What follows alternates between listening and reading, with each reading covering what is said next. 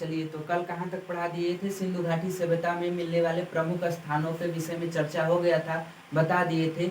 अब सिंधु घाटी सभ्यता में उसकी विशेषताएं के विषय में चर्चा होगा। ठीक, सिंधु घाटी सभ्यता की विशेषताएं। ठीक, चलिए हेडिंग डाल देते हैं, सिंधु सभ्यता की विशेषताएं। सिंधु सभ्यता की विशेषताएं। ठीक, प्रमुख विशेषताएं क्या क्या थी, अब उसके बारे में चर्चा होगा। ठीक, विशेषताएं, चलिए देखते हैं। सिंधु घाटी सभ्यता कैसी सभ्यता थी? विशेषताओं में अगर देखा जाए तो सिंधु घाटी सभ्यता नगरी सभ्यता था। कैसी सभ्यता थी? नगरी या शहरी सभ्यता थी। ठीक, सिंधु घाटी सभ्यता कैसी थी? नगरी। कैसी सभ्यता थी? नगरी सभ्यता थी। ठीक, इसी को शहरी सभ्यता भी कहते हैं, शहरी सभ्यता। जबकि मेसोपोटामिया की सभ्यता देखा जाए तो वो ग्रामीणी सभ्यता थी। लेकिन सिंधु घाटी सभ्यता कैसी सभ्यता थी? नगरी सभ्यता थी। कैसी सभ्यता थी? नगरी सभ्यता। ठीक, और देखिए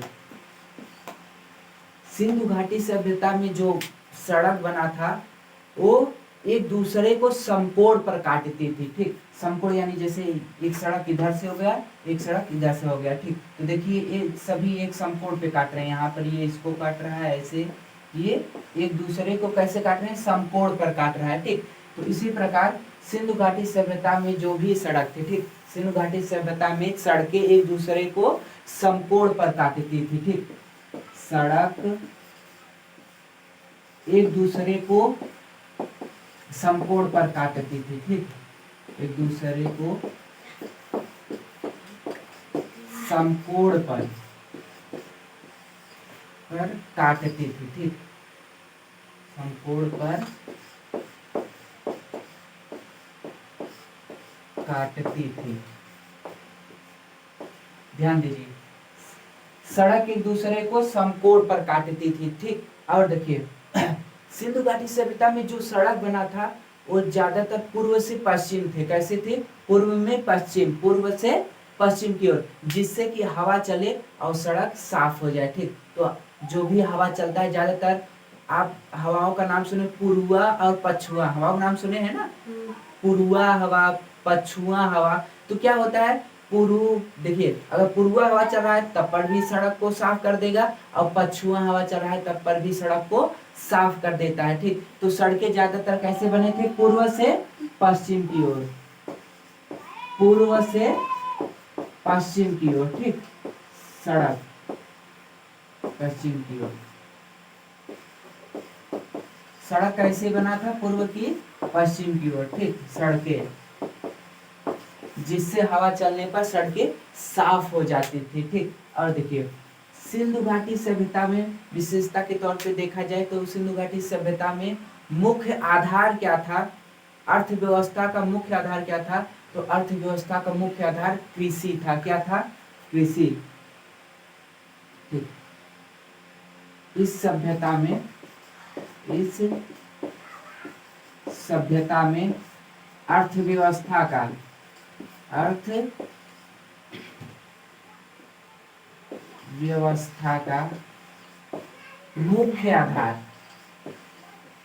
मुख्य आधार कृषि था। क्या था? कृषि था। ठीक, कृषि। ठीक, और देखिए जो सिंधु घाटी सभ्यता थी, सिंधु घाटी सभ्यता में नालियां जो बनी थी वो ढकी हुई नालियां थी। कैसे थी? ढकी हुई नालियां। ठीक, तो ये भी विशेषता में आप लिख देंगे, नालियां ढकी हुई थी। ठीक, नालियां कैसी थी? ढकी हुई। ठीक, नालियां ढकी हुई थी। ठीक, ढकी हुई।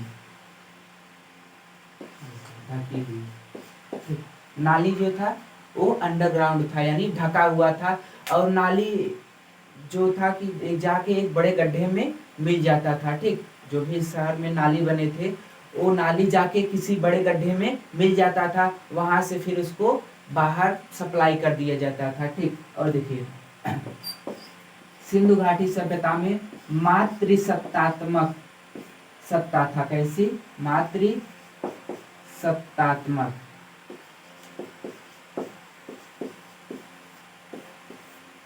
सिंधु घाटी सभ्यता में शासन व्यवस्था कैसी थी, यानी कैसा सत्ता था? तो मातृसत्तात्मक सत्ता था। कैसे था? मातृसत्तात्मक, ठीक है, सत्ता। देखिए अभी वर्तमान समय में क्या है, पितृसत्तात्मक सत्ता चलता है। ठीक, आप कहीं भी जाएंगे, जैसे अभी पूछा जाए आप किसके बच्चे हैं, आपके पिता का क्या, या आप किसके लड़के हैं, तो आप पहले पापा का नाम बताते हैं। किसके बताते हैं? पिता का नाम बताते हैं। क्या माता का नाम बताते हो? नहीं ना, पहले पिता का नाम बताते हो। यानी कुछ भी कार्य किया जाए उसमें आगे किसको रखा जाता है? पिता को रखा जाता है आगे। ठीक, तो ये कैसा समाज है? पितृसत्तात्मक। लेकिन उस समय यानी सिंधु घाटी सभ्यता में मातृसत्तात्मक सत्ता थी। कैसी? मातृसत्तात्मक समाज था। ठीक, इसका देखिए इसमें मातृ देवी का मूर्ति भी मिला है। किसका? मातृ देवी का मूर्ति मिला, जिससे यह स्पष्ट होता है कि जो शासन था या समाज कैसा था, तो मातृसत्तात्मक था। कैसा था? मातृसत्तात्मक था। ठीक, चलिए आगे देखते हैं। सिंधु घाटी सभ्यता में लोग युद्ध और तलवार से अपरिचित थे। युद्ध और तलवार से अपरिचित थे, यानी सिंधु घाटी सभ्यता के लोग युद्ध को नहीं जानते थे, यानी युद्ध क्या होता है, तलवार क्या होता है, इससे अपरिचित थे। ठीक, तो लिख लीजिए इसको भी। इस सभ्यता में युद्ध और तलवार से, ठीक, तलवार से अपरिचित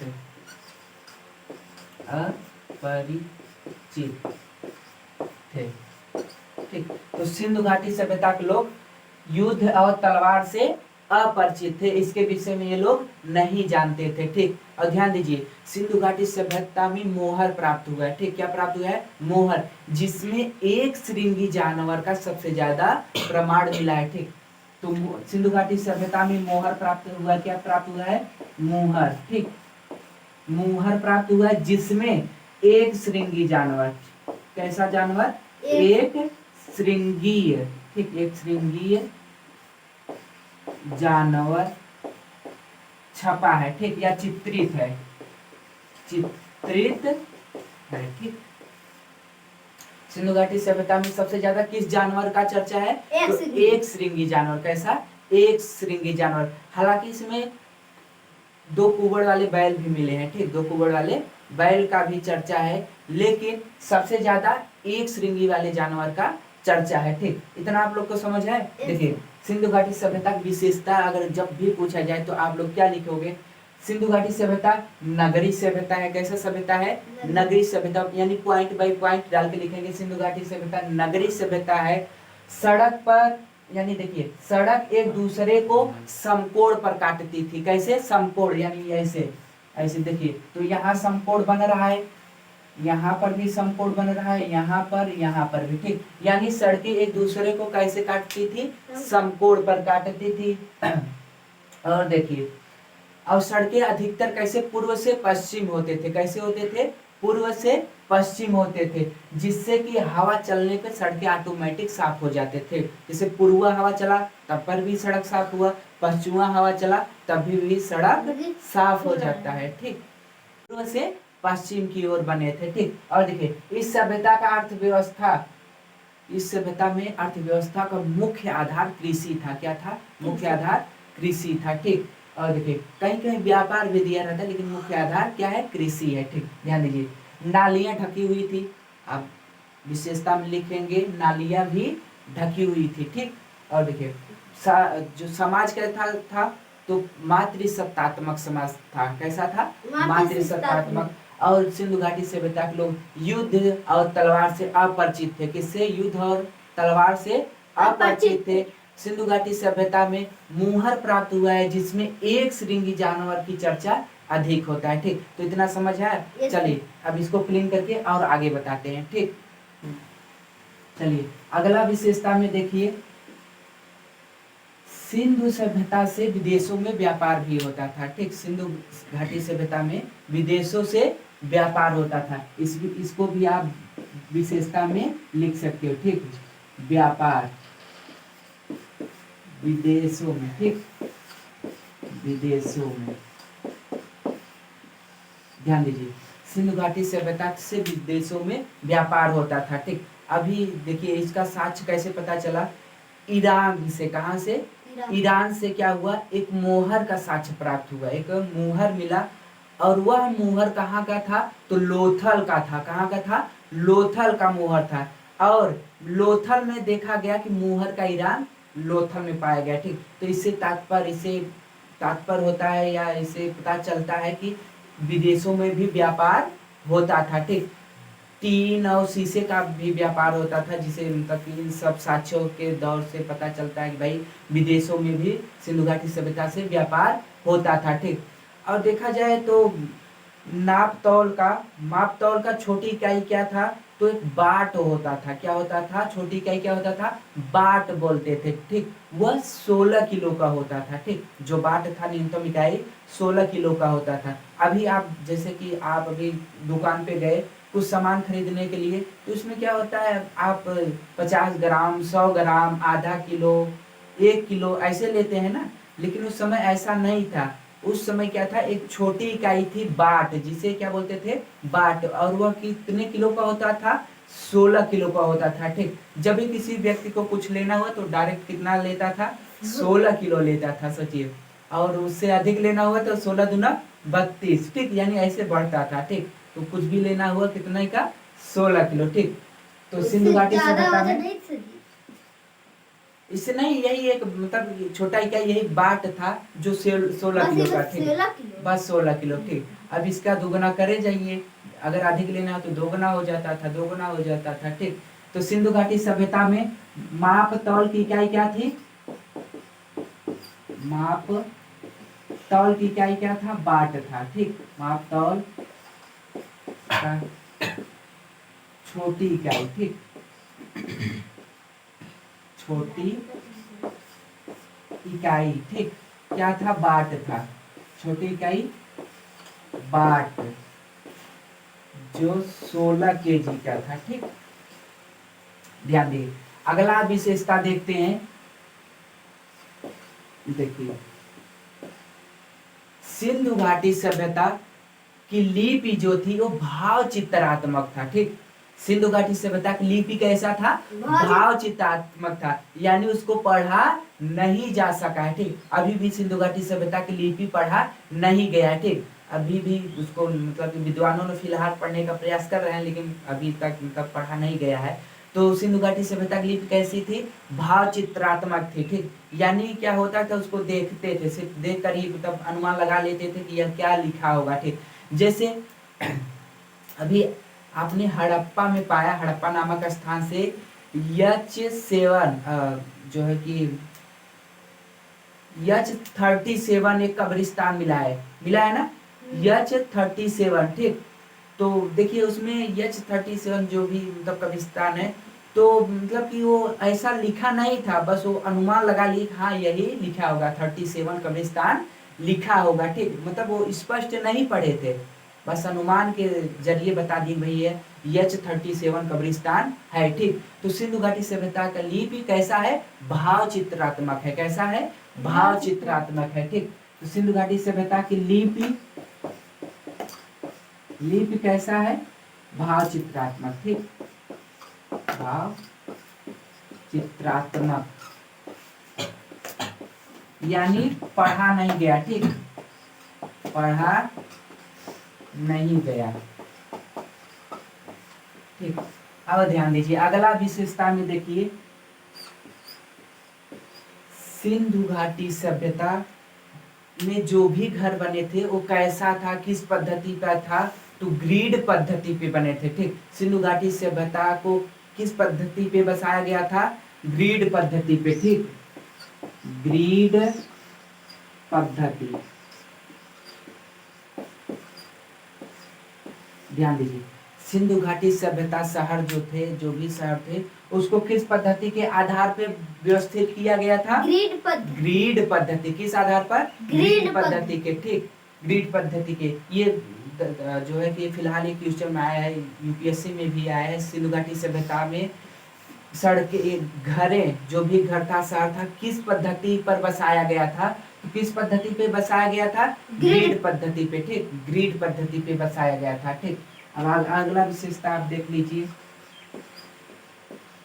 अगर जैसे पूछा जाए सिंधु घाटी सभ्यता के लोग आए कहाँ से थे? सिंधु घाटी सभ्यता के लोग कहाँ से आए थे? एक मिनट, पहला एक विशेषता और देख लेते हैं, उसके बाद बताते हैं कहाँ से आए थे। ठीक, ध्यान दीजिए, सिंधु घाटी सभ्यता में इसका पतन का मुख्य कारण बाढ़ को माना जाता है। किसको माना जाता है? बाढ़ को। ठीक, सिंधु घाटी सभ्यता का पतन का मुख्य कारण, पतन का मुख्य कारण किसको माना जाता है? बाढ़ को। ठीक, किसको माना जाता है? बाढ़ को। फिलहाल देखिए, सिंधु घाटी सभ्यता पतन के कई कारण माना जाता है, जैसे कि भूकंप आया होगा, भूकंप आया होगा जिससे घर सब गिर गए और जो है लोग दब गए, इससे सिंधु घाटी सभ्यता का पतन हो गया। अब कुछ लोग बताते हैं कि विदेशी आक्रमण हुआ था, जैसे उस समय धीरे धीरे आर्यों का आगमन होने लगा था। हो सकता है आर्य लोग आकर वहां पे युद्ध किए हो और लोगों को मतलब कि मार काट डाले हो, जैसे कि इसका पतन हो गया हो। ठीक, तो कुछ लोग मानते हैं विदेशी आक्रमण के जरिए सिंधु घाटी सभ्यता का पतन हुआ। कुछ लोग मानते हैं महामारी के तौर पर या महामारी के जरिए सिंधु घाटी सभ्यता का पतन हुआ, और कुछ विद्वान मानते हैं कि बाढ़ से इसका पतन हुआ। तो जो मुख्य कारण माना जाता है सिंधु घाटी सभ्यता का पतन का, वो है बाढ़ है। क्या है? बाढ़। ठीक, सिंधु घाटी सभ्यता का मुख्य पतन का कारण क्या माना जाता है?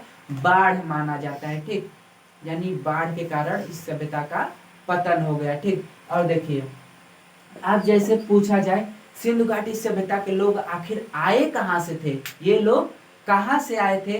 तो ये ध्यान दीजिए, कहाँ से आए थे? सिंधु घाटी सभ्यता के लोग पश्चिमी मेसोपोटामिया के सुमेर से आए थे। कहाँ से आए थे? पश्चिमी मेसोपोटामिया के सुमेर से आए थे। मेसोपोटामिया नहीं कहेंगे। ठीक, मेसोपोटामिया कहोगे तो गलत हो जाए। क्यों? क्योंकि मेसोपोटामिया की जो सभ्यता थी वो ग्रामीणी सभ्यता थी। कैसी सभ्यता थी? ग्रामीणी सभ्यता थी। लेकिन ये कैसा सभ्यता है?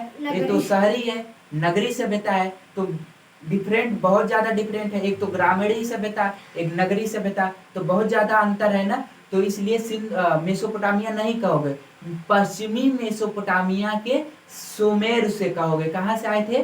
पश्चिमी मेसोपोटामिया के सुमेर से आए थे। अगर जैसे एशिया में पूछा जाए तो कहाँ से आए थे? तो पश्चिमी एशिया से आए थे। कहाँ से आए थे? पश्चिमी एशिया से आए थे। ठीक, सिंधु घाटी सभ्यता के लोग कहाँ से आए थे? पश्चिमी एशिया से आए थे। ठीक, तो यहाँ चलिए इसको भी लिख देते हैं। सिंधु घाटी सभ्यता के लोग कहाँ से आए थे? पश्चिमी मेसोपोटामिया के, पश्चिमी मेसोपोटामिया,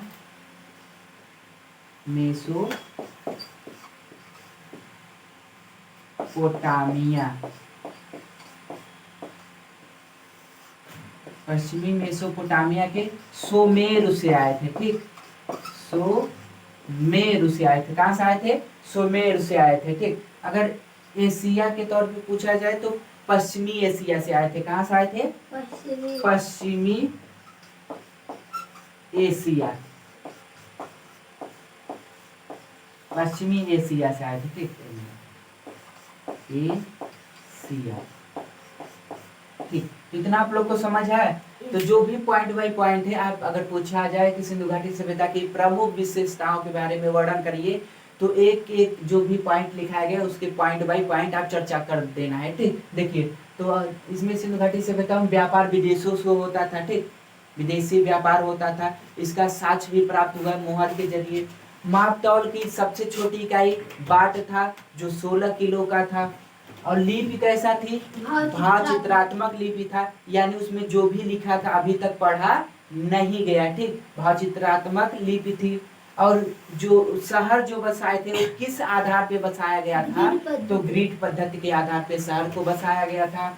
और ध्यान दीजिए, इसका पतन का मुख्य कारण बाढ़ को माना जाता है। और सिंधु घाटी सभ्यता के लोग आए कहाँ से? तो पश्चिमी मेसोपोटामिया के सुमेर से आए थे। कहाँ से आए थे? पश्चिमी मेसोपोटामिया के सुमेर से आए थे, पश्चिमी एशिया से। ठीक, अगर एशिया में पूछा जाए तो कहाँ से, पश्चिमी एशिया से आए थे। ठीक, इतना आप लोग को समझ है।